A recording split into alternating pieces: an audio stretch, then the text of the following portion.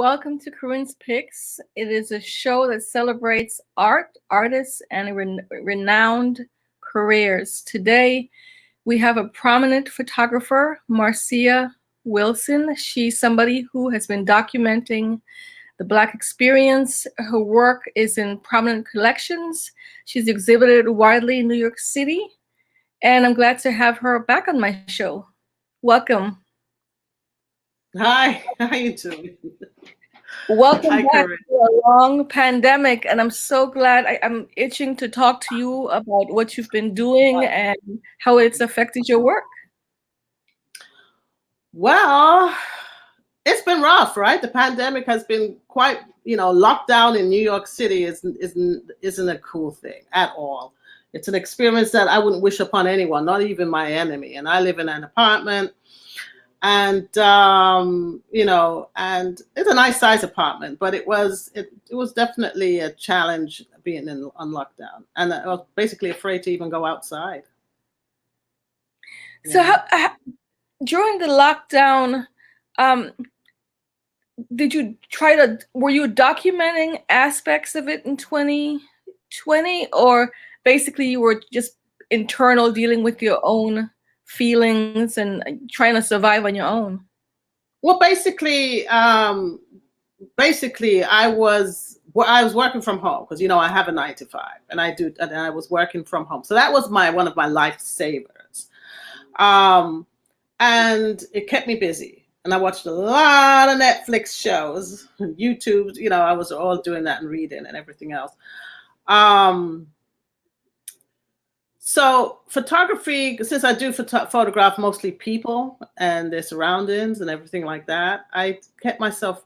I didn't do too much photography. However, the first time I left the apartment, which was uh, April 3rd, I took a walk because I couldn't take it no more. I went out there and took a walk down, and because I live in East Flatbush, and around there is extremely busy, especially if you know Flatbush at all, heading up towards Midwood. That going up, is it up or down? I'm like way in Flatbush, and I one day took a walk, and there's nothing worse than seeing.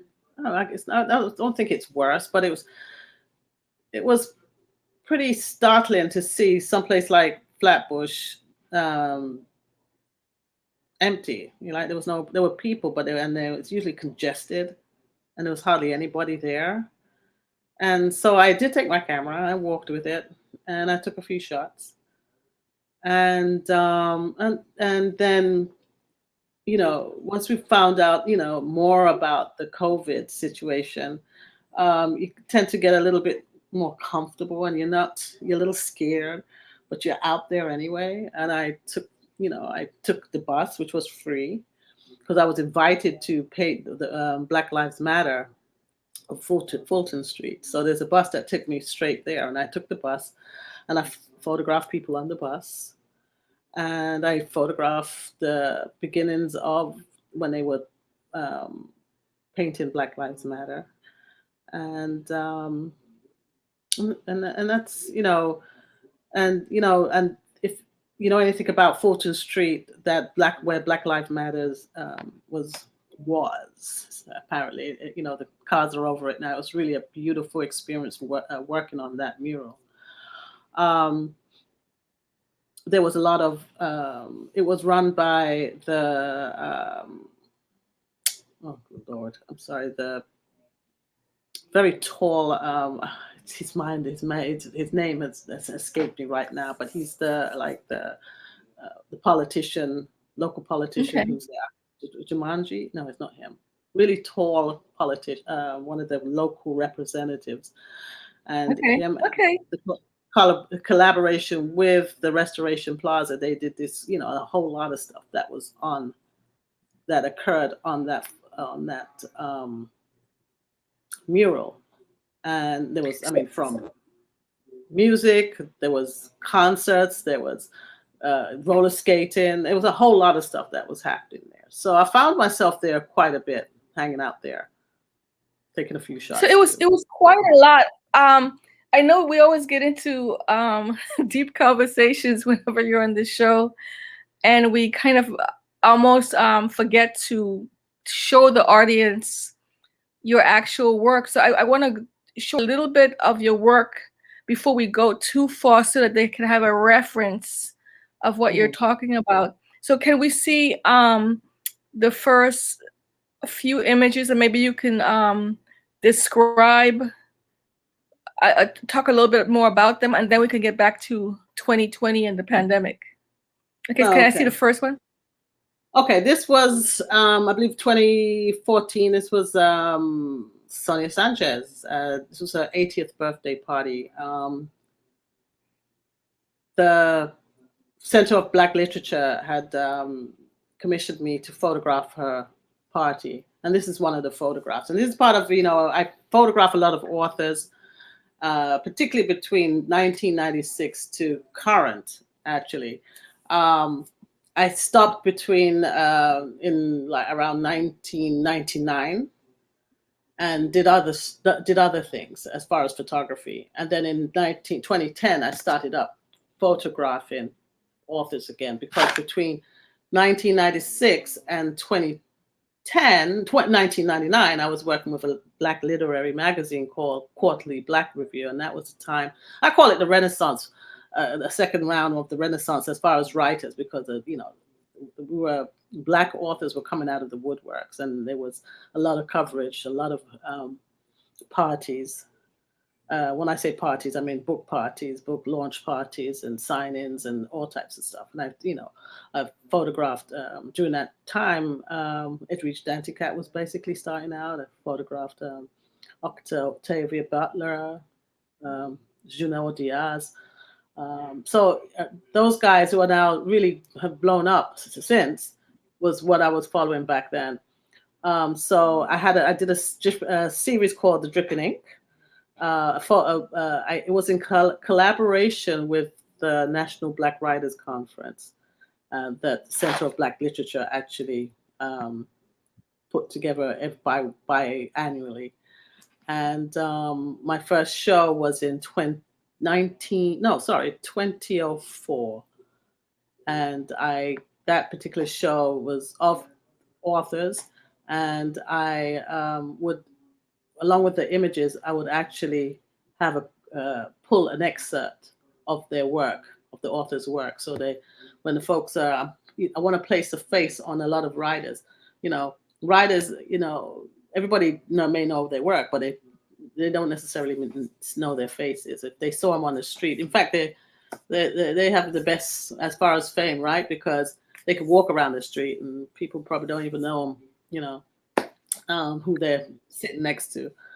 And so I placed a face on them, and I exhibited them in the library at Medgar Evers College, and a library in New Haven, Connecticut, and the library in Brooklyn. So I like the exposure. It makes sense for these images to be in libraries, and I continue to, when I get the opportunity, I continue to place the images in libraries or in schools.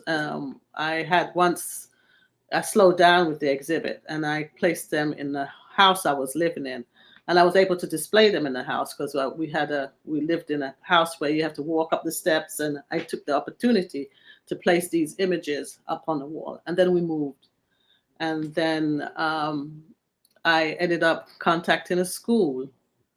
A friend of mine, I said I wanted it in a school, and it ended up in a school in East New York, and it was in an English classroom.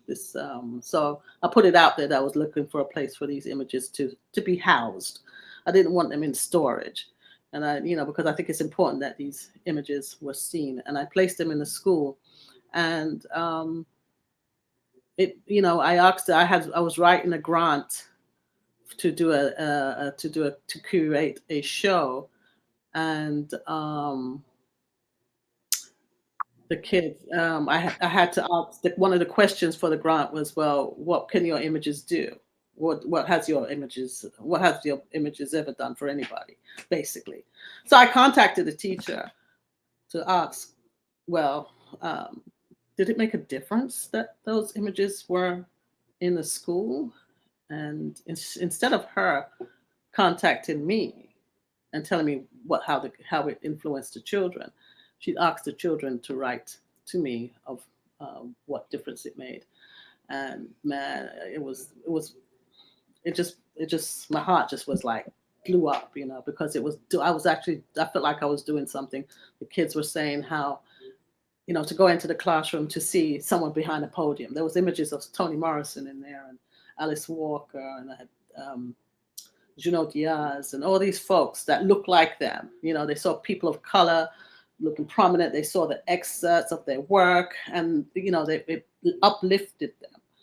And some of them didn't know of any of these. They read about them. Mm-hmm. I really can relate to what you're saying, because when I was it's in school, many of the authors that I was exposed to really informed who I became as an adult. We have a few minutes left till we have a commercial. Let's look at another image and discuss. Okay. That's in my neighborhood. Actually, I was on my way to go vote. It was 20. Was I going to vote for the election? It could have been for a local election. No, it probably was for, I think, 2016, if I'm not wrong. So it would have been for, oh, good Lord. No, the second time, I think, when we were voting for Barack Obama.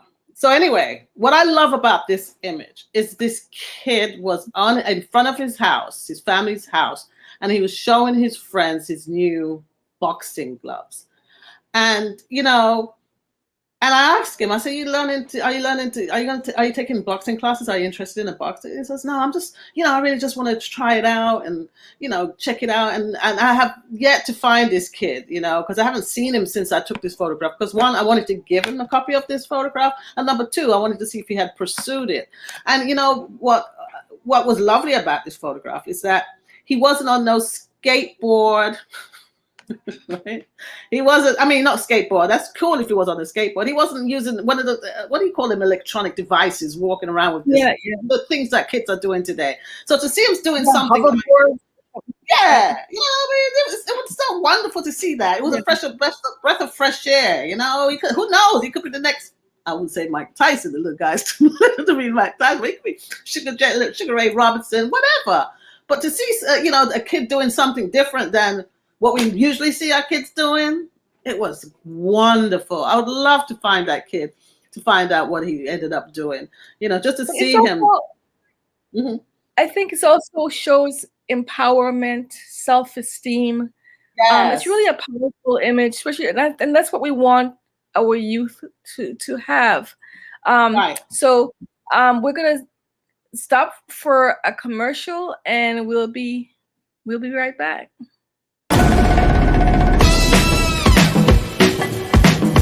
Yeah.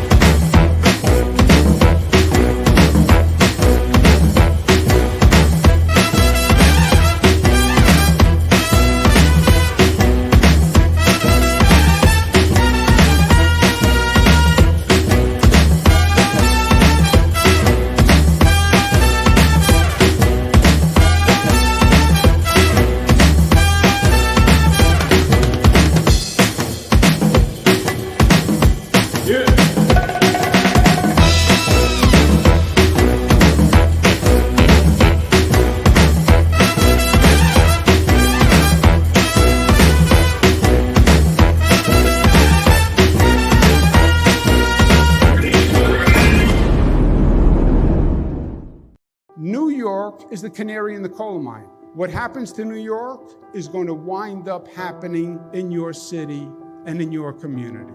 We are going to fight every way we can to save every life that we can. We are all first responders. Your actions can either save or endanger a life. Job one has to be save lives. That has to be the priority. washy, wash your hands. Scrub them while you sing this song. Wash, washy, wash. Scrub your hands and fingers and the places in between. Using soap and water makes your gloves so clean. Wash your hands. Great job, you're almost done. 5, 4, 3, 2, 1. Taking care of yourself is also taking care of others. We're all in this together. Welcome back to Corinne's Picks. We're talking to the renowned photographer Marcia Wilson. We were talking about some of her works, and we're also talking about her experience during 2020 pandemic. So let's look at a few more images, and then we'll get back to chatting. We have a third image for Marcia Wilson. Oh, okay. Yeah, that was from Afropunk. And last time we spoke, we were talking about my Afropunk experience. I'm going to the Afropunk experience, and this is one of my images. I have a series called This Be Us, and this, This Be Us basically is like a collection of Black love, Black style, Black, just Blackness, and the image of the young boy, the boxer. I call that building fist, because it's playing with the buildings around him and his fist and building fist. And this one here is from the Afropunk, which is another series that I'm building on called For Afropunk. This image here, it was of the audience. When I photographed a few Afropunk since 2014, when I first found out about the Afropunk festivals, which is so sad that's the time when I found out in 2014. But ever since, I've been going out there to photograph Afropunk, and I love photographing the audience. I love the audience. I love of course the concert, but the audience when they're listening to a band, oh my goodness, the energy is just like, if you're on stage and you're watching your fans just acting up like that, you're doing something right, because they just ooh. So even there with that woman's style with her braids, she has her braids and then she put some chains, and then she separated with some chains. It's just a lot of energy, a lot of love, a lot of creativity. It just shows our diversity of how we carry ourselves and how we do things, Yeah, my favorite works of yours has always been Afropunk. I could talk to you for hours about the Afropunk images. Yeah, they're fun. And we did two episodes on Afropunk. But I think the pandemic is still the biggest experience of all of us in New York City right now.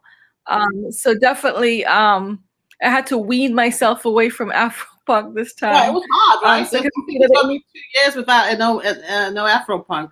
There was all of this stuff that always got me on the streets, like the festivals, Afropunk, Dance Africa Festival. There's so many of them. I can't even name them right now.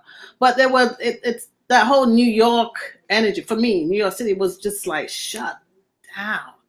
That's why I was going to Fulton Street, maybe to help out to paint Fulton Street, and also there was activities on Fulton Street. I had to keep my creative. I was going crazy. In fact, I started painting again. I bought a paint set. I bought paint brushes, and I did collages. I knitted scarves. Scarves.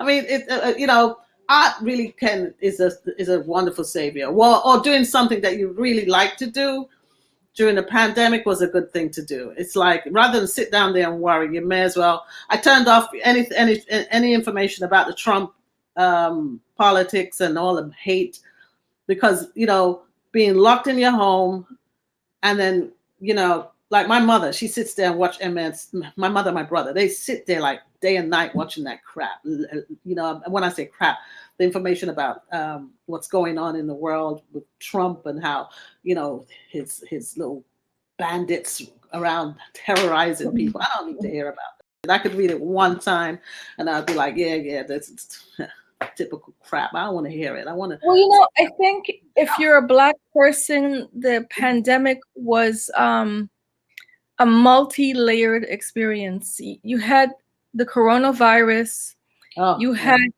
the political presidential race, yes, you had the racial reckoning, which, you know, the Black Lives Matter, they call it a reckoning.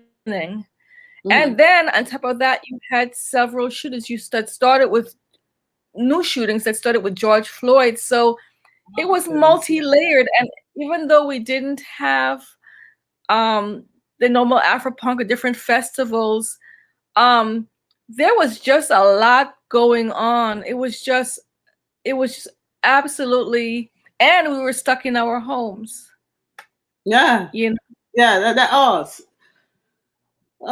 you know, it's like I when you're stuck in your home, especially if you live in this, I really understood when people picked up and moved out and went to another state or someplace where there was more room. My nieces, they got up and they went home to Atlanta and they, you know, is it bigger house, bigger whatever, because they were living in one of those little expensive boutique apartment buildings that it's ridiculous. Like they were basically on top of each other living in there. So they had to leave. They left and they went to Atlanta.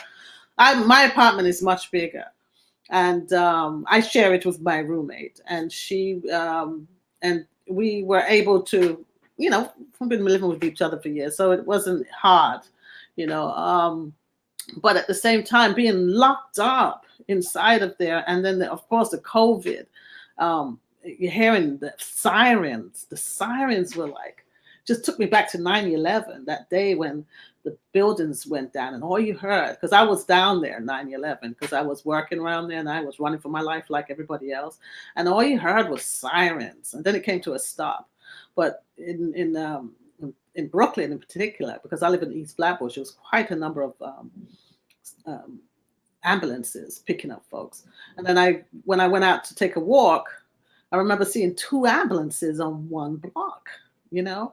And it was just so frightening to wear those gloves, to go outside wearing gloves, standing on the lines. And I was very fortunate to live in a community, because I live in a Caribbean, mostly Caribbean community, and those folks weren't playing. They were wearing their masks, thank God. Because number one, a lot of them probably doesn't even have insurance, and nobody wants to go into the hospital. My cousin, my cousin's cousin daughter is a PA, and she said if she had to go through what she went through last time, she's gonna quit. It was that bad. And then on top of it, when George Floyd was killed and murdered, and then to watch that on TV, that was like, you know, good God. But the horror, but the beauty of it all was when everybody had to keep still, right? We were all locked in our house. We didn't have, it's not, you know, there's only so much distractions you have if you're stuck in your house, right? Unless you have kids. You know, poor people, God bless those who have children, you know, and had to deal with the COVID. But it was almost like when I was growing up in England, we had 3 TV channels. And it seems like, you know, everybody was on the same page about what was going on in the world and in England.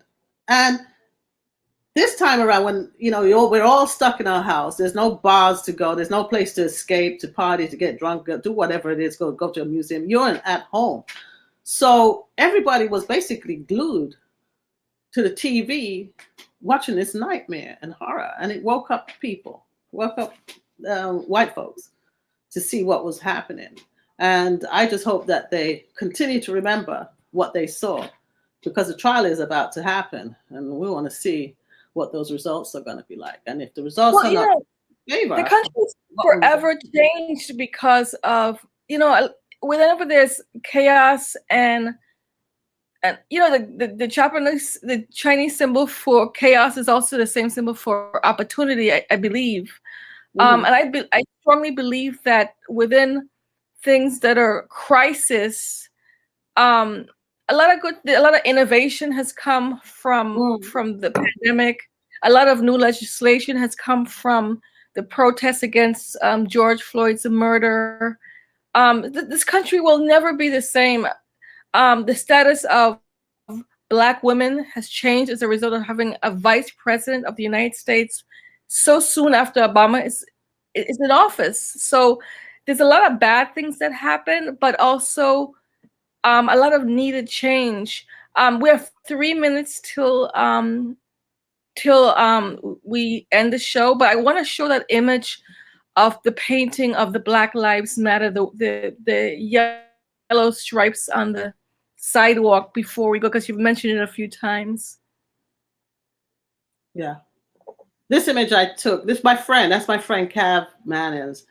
And Cav, I told him about this event. I mean, that we were painting. And Cav is a very passionate, very creative, very powerful brother. He's like myself. He's British Caribbean. So he came down there, rode on his bicycle, and he painted. He put on his overalls. Those overalls need to be in a frame because it's just like really powerful pair of overalls. And so he says, "Hey, Moss, this was his last day." He says, "Can you take this?" I actually took this with a cell phone. And he says, Moss, can you take a picture of me? So I said, okay. And Cap just did, he saluted.